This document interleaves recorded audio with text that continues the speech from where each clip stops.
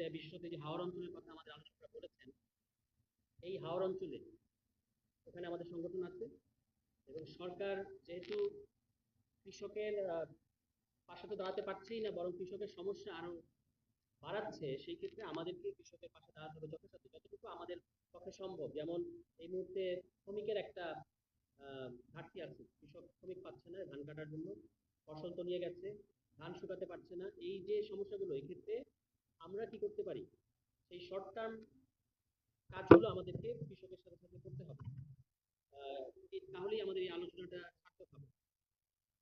এই যে এখনকার যে সমস্যাটা, আমি যেহেতু এই বিষয়ে আমি বিশেষজ্ঞ না, আজকে একজন বিশেষজ্ঞ আলোচক ছিলেন, থাকার কথা ছিল, উনি কি আসছেন, উনি পথে আছেন, ওনার কথাটাই শুনতে চাইবো। আমরা যতটুকু রাজনীতি সচেতন মানুষ হিসেবে যতটুকু বুঝলাম, বা প্রতি বছরই এই সমস্যাগুলো ঘুরে ফিরে আসে, এবার সমস্যাটার সংকটটা ঘনীভূত হয়েছে দুটো কারণে। একটার পেছনে সরকার দায়ী, দ্বিতীয়টা অবশ্যই প্রাকৃতিক। কিন্তু প্রাকৃতিক ঘটনার পরের যে পদক্ষেপগুলো, সেগুলোর করতে না পারার জন্য আসলে সরকার দায়ী। সেটা কি, আমি এই সামান্য কতটুকু বলেই আমি শেষ করবো। এক নম্বর হচ্ছে, আপনারা দেখবেন যে বিএনপি সরকারের নির্বাচনী প্রতিশ্রুতির মধ্যে তারা বলেছেন যে কৃষকের ন্যায্য মূল্য দেবেন, ফসলের ন্যায্য মূল্য তারা নিশ্চিত করবেন। কিন্তু যদি ন্যায্য মূল্য, কিন্তু তারা আসলে আগের বছরের রেটে এবারও ধান কেনার, তার সরকার যে ধান কেনে, সেই ধান কেনার রেটটা আগের বছরের সাথে মিলিয়ে করেছে। মনে 1440 টাকা বা 1450 টাকার মধ্যে, যদিও বাস্তবে কৃষকরা পাচ্ছে আসলে 500-600 টাকা পাচ্ছিল, এখন এই ধান ডুবে যাওয়ার কারণে 300-400 টাকা বেশি মনে পাচ্ছে। অর্থাৎ ন্যায্য মূল্য হতো যদি আপনি, এই যে এবার ডিজেলের দাম বাড়লো, সেচের দাম বাড়ছে, শ্রমিক এখন সারাদিনে শ্রমিককে 1000-1200 থেকে 1500 টাকা দিতে হচ্ছে। ডিজেলের দাম বেড়েছে, সারের দাম বেড়েছে, সেচের দাম বেড়েছে, আপনার শ্রমিকের মূল্য বেড়েছে। কিন্তু আপনি ন্যায্য মূল্যের নামে আগের মূল্যটা দেওয়ার কারণে কৃষক কিন্তু উৎপাদন খরচটি উঠাতে পারছে না। অন টপ অফ দ্যাট, এই এখনকার অতিবৃষ্টির কারণে সরকার যে দাম ঠিক করেছে তার চেয়েও কম দামে, অনেক কম দামে বিক্রি হচ্ছে, মানে 300-400 টাকা। মানে কৃষক কোনো মতে ধানটা বিক্রি করে দিতে পারলেই একরকম রক্ষা পাচ্ছে, এরকম একটা জায়গায় চলে গেছে।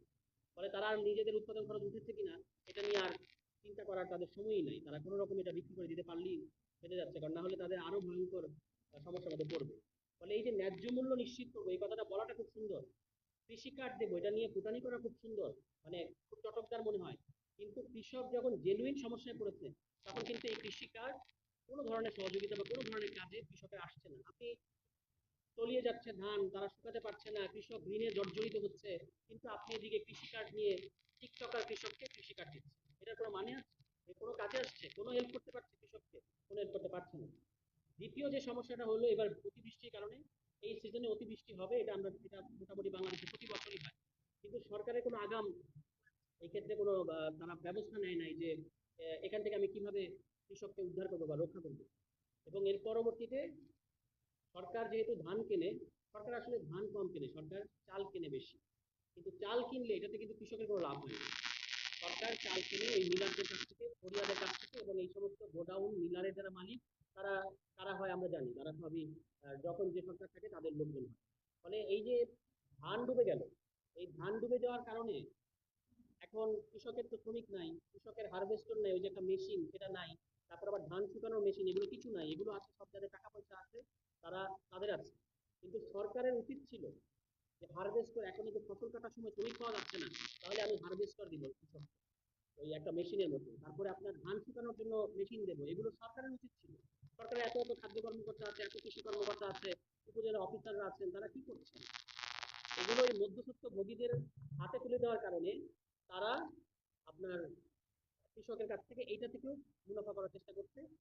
কৃষক কিন্তু তার যেটা বেসিক যেটুকু পাওয়ার কথা সেটুকু পাচ্ছে না। এই সমস্যা থেকে আপনি উত্তরণ করবেন কিভাবে? আপনার কোনো পরিকল্পনা আছে?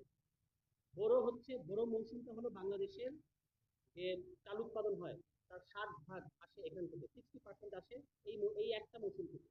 তার মধ্যে আবার 25 থেকে 30% দেয় আমাদের হাওড় অঞ্চলের যে 7-8টা জেলা, সেখান থেকে। তাহলে এখানে যখন এবার ধান ডুবে গেল, তাহলে এটার একটা মারাত্মক প্রভাব পড়বে আমাদের এই সামনে। আপনারা দেখতে পাবেন বাজারের কথা আসছে যে একটা কৃষক তো আগামী সারা বছর কিভাবে চলবে, ঋণে জর্জরিত হবে তারা। কৃষকরা বলছেন যে আমরা ঋণে জর্জরিত হবো, এটা হলো একদিক। দ্বিতীয়ত হচ্ছে যে এই যে যে চাল বাজার থেকে আমরা কিনে খাই, ফুটানি করি, এটাও তো আমরা করতে পারবো না, এবং চাল আমদানি বাড়বে। চাল তো এমনি আমরা আমদানি করি, আরো আমদানি বাড়বে। এবং দাম বাড়বে, মূল্যস্ফীতি বাড়বে। আর মূল্যস্ফীতি বাড়ার মানে হচ্ছে নতুন নতুন আরো গরিব তৈরি হবে। ফলে এই যে চালের এই সংকট, হাওরের এই সংকট ডুবে গেছে আমাদের হাওর অঞ্চল, এটা কিন্তু শুধু হাওরের সমস্যা না, আঞ্চলিক সমস্যা না, কৃষকের সমস্যা না, এটার একটা ধাক্কা এসে লাগবে আমাদের নিম্ন মধ্যবিত্ত মধ্যবিত্ত পরিবারগুলোর উপরে, যারা এমনিতেই সরকারের দুর্নীতির কারণে, জ্বালানি তেলের দাম বাড়ানোর কারণে মূল্যস্ফীতির একটা ধানি ইতিমধ্যেই টানছে। এই এই চালের এই সংকটটা আবারও আরেকটা মূল্যস্ফীতি ডেকে আনবে, এবং আপনি দেখবেন যে যাকে বলে যে নিউ পুয়ার, আরো নতুন নতুন গরিব কিন্তু তৈরি হবে। মানে আপনার উপরে ফিটফাট, বাইরে সদরঘাট, একটা কথা, ভেতরে সদরঘাট একটা কথা আছে না, উপরে উপরে মনে হবে মধ্যবিত্ত, বাইরে বাইরে মনে হবে মধ্যবিত্ত, খুব ফাটবাট, ফ্ল্যাটে থাকি, রেস্টুরেন্টে খাই, কিন্তু আসলে তারা নতুন নতুন মানে যেটা গরিবী, এই গরিবীর ইয়ের মধ্যে ঢুকে যাবে। তাহলে এই সমস্যা থেকে আমার মনে হয়, আমি যতটুকু বুঝি, চারটা কাজ করা দরকার। এর মধ্যে কিছু আছে স্বল্প মেয়াদী এবং কিছু আছে দীর্ঘমেয়াদী। 1 নম্বর কাজ, সরকারের উচিত এই কৃষি কার্ডের তামাশা বাদ দিয়ে ফসলের বীমা করা।